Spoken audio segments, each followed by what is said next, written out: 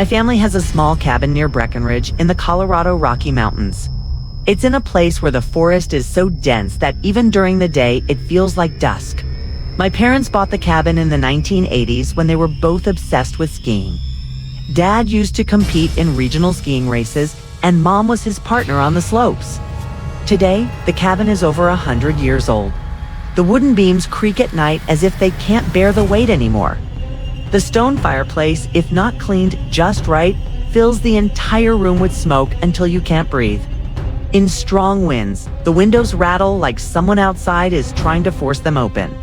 Dad often says we should tear the house down and build a new one. I always stay silent because some houses aren't just old. They hold memories. This incident happened 12 years ago. I was 16 and my brother Tyler was 13. We'd come to the cabin for Christmas break, but that year a massive blizzard hit, trapping the entire mountain range as if it had been draped in a white shroud. The I-70 highway was closed for days. 4 feet of snow piled up overnight. The wind howled like a beast, and visibility was almost zero. You couldn't even see your hand in front of your face. Power kept flickering on and off. Schools were closed. But us kids? We only wanted one thing, to go outside and have fun. The property was huge. There was an open field that gradually merged into a thick pine forest. Down below was a dead-end road with just 3 other cabins, so far apart that even if you shouted, no sound would come back. Tyler and I geared up completely.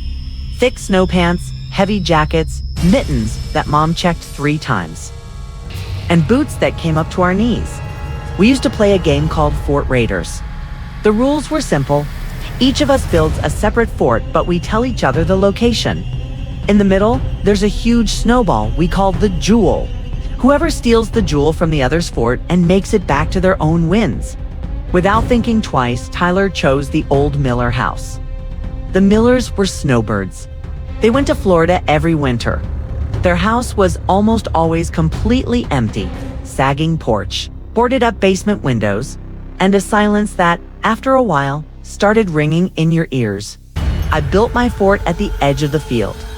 The snow wall came up to my knees and I hid the jewel behind it. Tyler ran toward the road and disappeared into the whiteout. The rule was he would blow his whistle. Then I would start chasing after 5 minutes. 5 minutes passed. 10 minutes, 15, no whistle. No sound of boots. My soul trembled.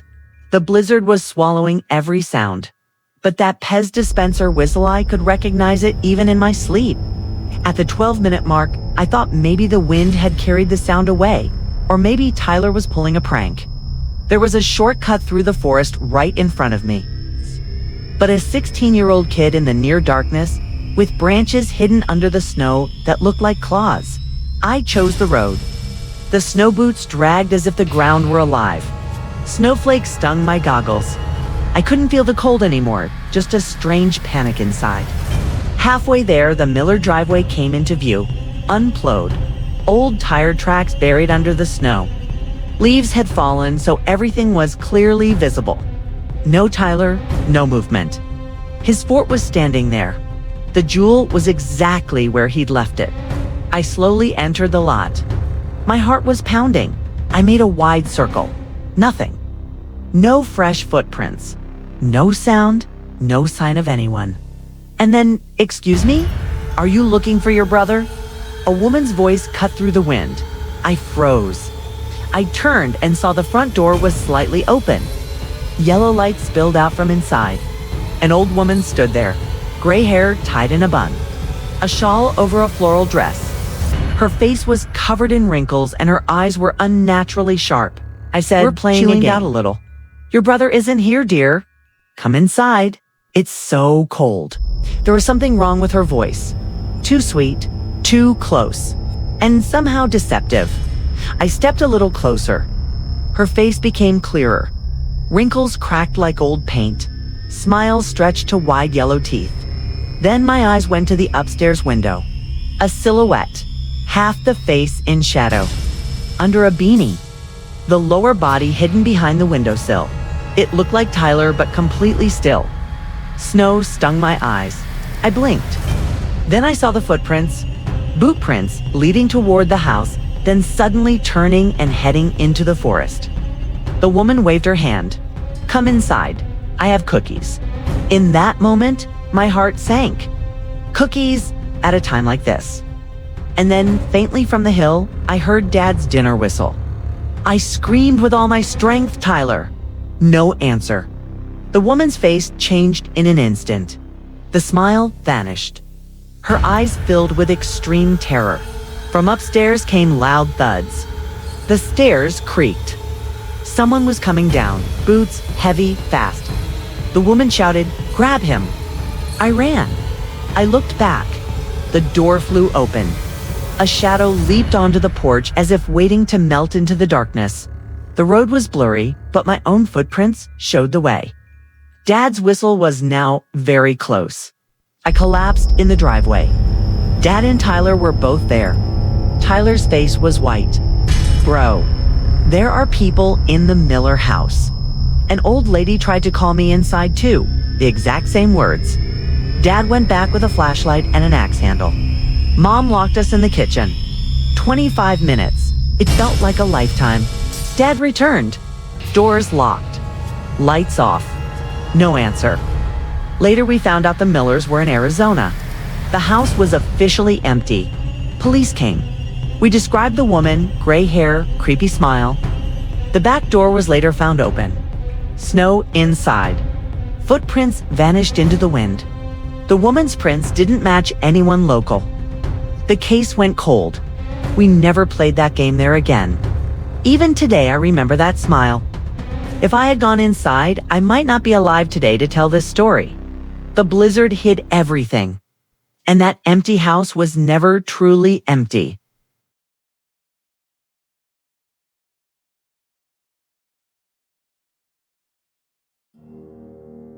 I've always been drawn to adventure and nature.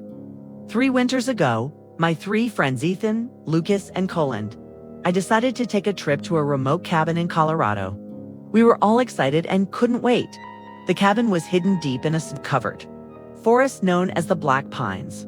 Locals warned that people often disappeared there or heard strange noises. We laughed it off. The excitement was too strong from the first day. The cabin felt different, like it was centuries old and carrying the weight of its loneliness.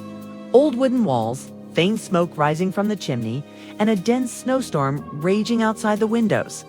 Lucas, our planner, made sure we had enough firewood and supplies. Cole, the reckless one, was itching to explore the forest. Ethan stayed calm, as always. Around 11 that night, we decided to go for a night walk. Flashlights in hand, we headed into the snow-covered forest. The first 20 minutes felt normal, just endless. Snow-laden trees and total silence. Then Lucas spotted a path that wasn't on any of our trail maps. "Guys, this isn't on the map," he said, his voice cautious. Cole just laughed. "That's what makes it perfect for adventure." We followed it. Soon, soft whispers started mixing with the crunch of snow under our boots. Shadows began to move like something was tracking us from behind the trees. Ethan spoke up first. "Maybe we should head back," but Cole wouldn't listen. Just a little farther, we reached a clearing, and there it was, an abandoned old cabin, broken down and half buried in snow. Windows shattered, dark stains on the inside walls. Cole seemed mesmerized and walked right in. Ethan and Lucas tried to stop him. I hesitated, then followed. Inside, everything felt wrong, like time had slowed down. There were footprints on the floor that didn't match any of our boots. Scratched into the walls were old words: "Do not follow. Leave now."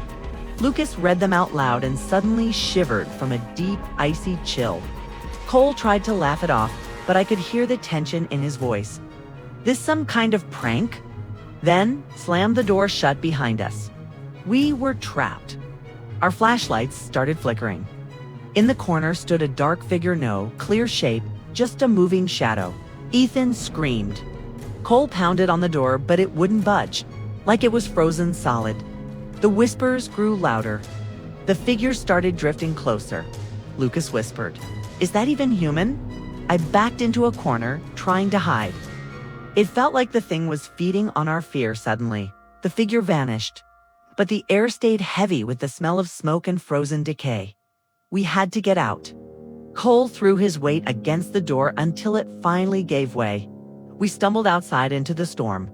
The forest seemed empty, now just our own trail disappearing behind us.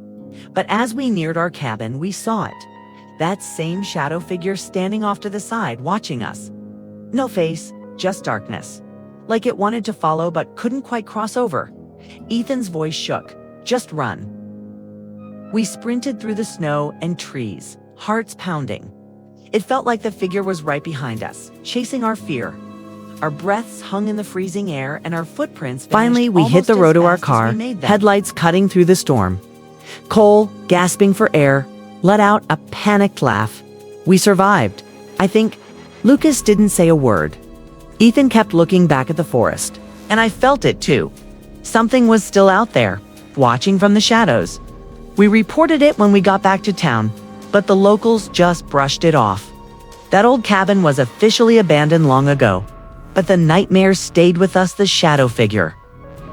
The whispers, those words on the wall, do not follow. Leave now. Even now, when I'm alone and glance toward the edge of the forest, I swear I can feel it. Still watching.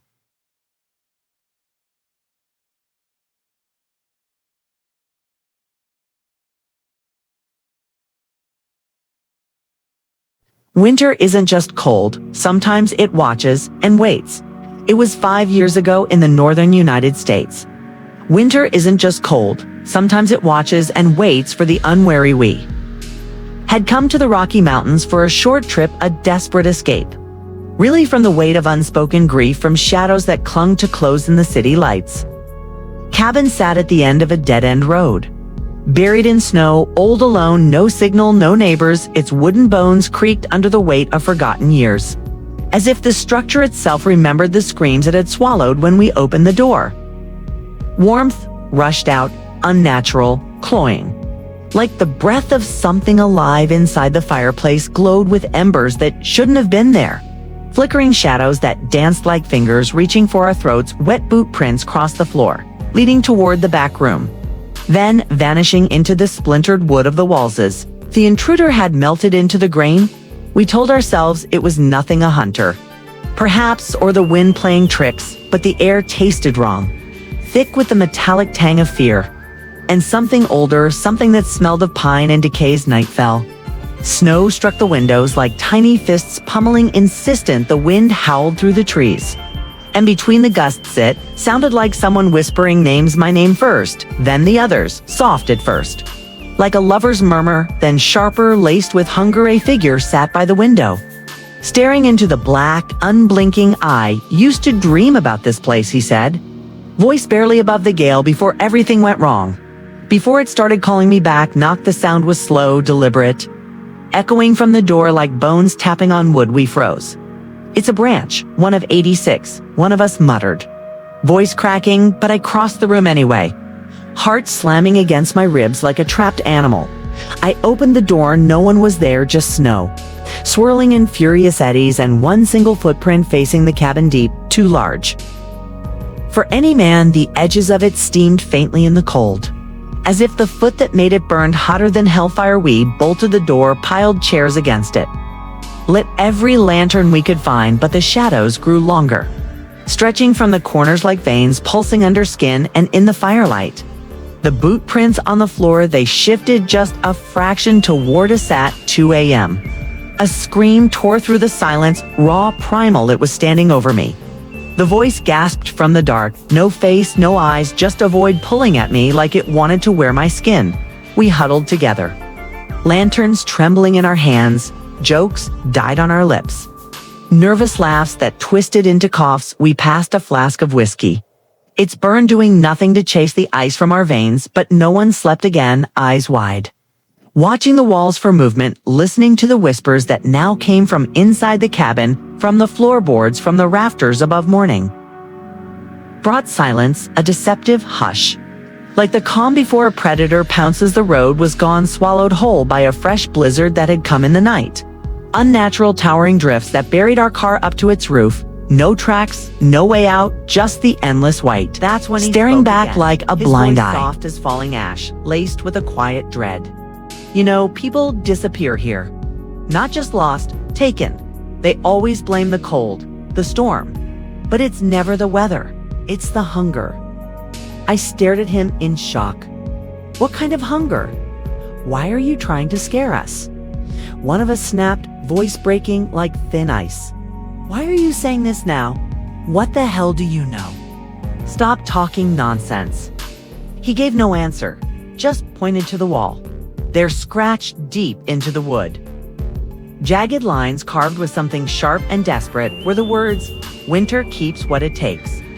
The letters wept sap, fresh and glistening, as if someone had clawed them into the wood only hours before.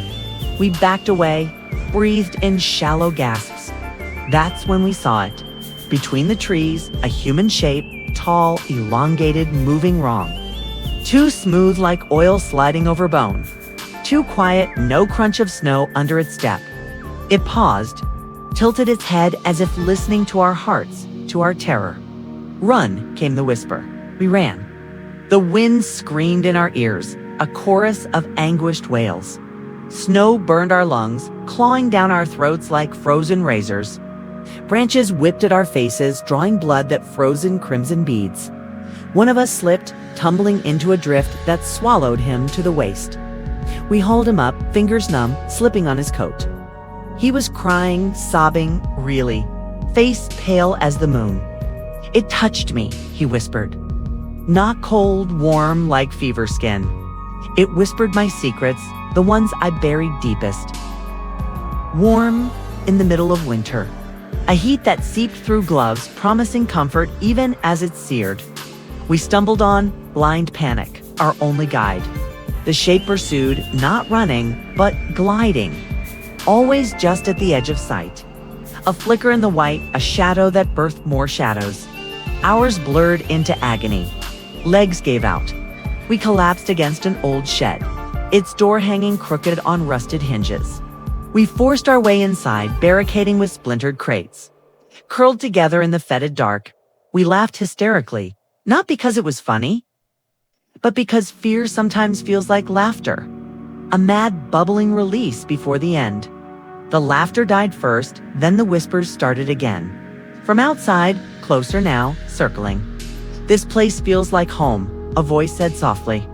To calm, to knowing, like he'd been waiting for this reunion.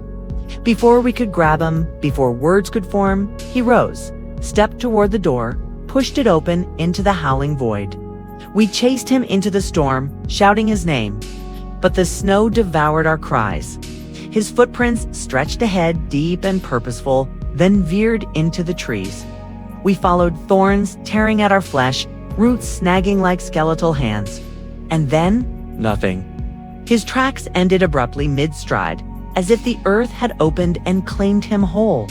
No struggle, no scream, just absence. A hollow in the snow where he should have been.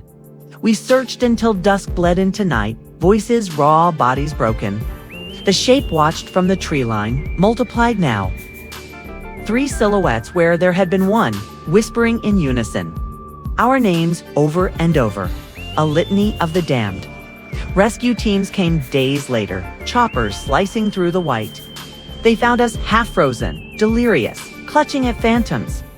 They blamed hypothermia, exposure, a tragic accident born of grief and bad judgment. But we know better, because even now, in the sterile hum of city winters, when the first flakes kiss the glass, too soft, too silent, I feel it. The warmth creeping up my spine. The whisper in the vents. The knock at 2 a.m. that no one else hears. And on the worst nights when sleep betrays me, I see the wall again. Not just the words carved there, "Winter keeps what it takes," but the new ones scratched into my own skin while I slept.